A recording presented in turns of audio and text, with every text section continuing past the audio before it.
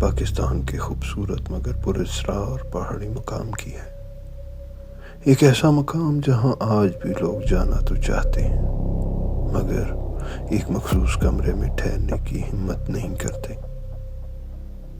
یہ واقعہ تقریباً 7 سال پہلے پیش آیا تھا۔ لاہور سے تعلق رکھنے والے ایک نئے شادی شدہ جوڑے بلال اور ہیرا اپنی شادی کی صرف 3 دن بعد ہانی مون کے لیے مری گئے تھے۔ بلال ایک خوش مزاج ہنس مکھ لڑکا تھا جبکہ ہیرا نہایت نرم دل اور خاموش طبیعت کی مالک تھی۔ دونوں کی شادی محبت کی شادی تھی اور دونوں نے اپنے نئے سفر کی شروعات ان پہاڑوں کی خاموشی میں کرنے کا فیصلہ کیا۔ وہ ایک پرانے مگر خوبصورت ہوٹل میں ٹھہرے۔ ہوٹل کا نام تھا گرین پائن ریزورٹ۔ انہیں کمرہ نمبر 307 دیا گیا۔ یہ کمرہ ہوٹل کی تیسری منزل پر تھا جس کی کھڑکی سے باہر گھنے درخت اور نیچے خاموش سڑک دکھائی دیتی تھی۔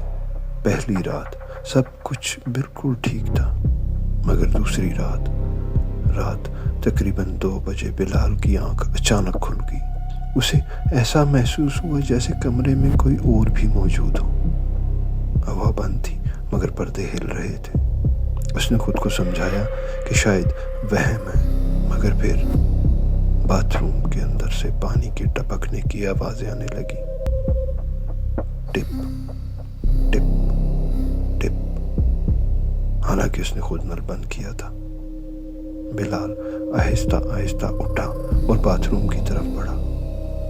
دروازہ کھولا، اندر کوئی نہیں تھا مگر آئینے پر نمی جمی ہوئی تھی اور اس نمی پر انگلی سے کچھ لکھا ہوا تھا، مت جاؤ۔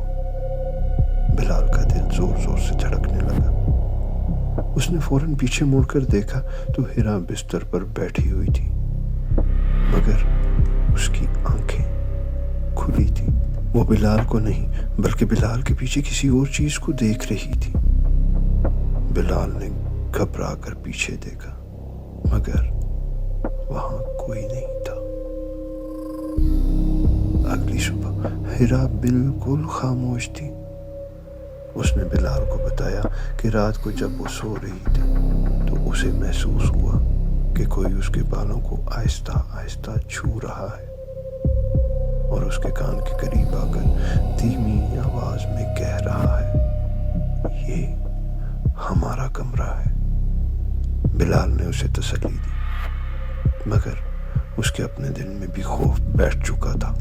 انہوں نے فیصلہ کیا کہ وہ اسی دن واپس لاہور چلے جائیں گے مگر وہ واپس نہ جا سکے۔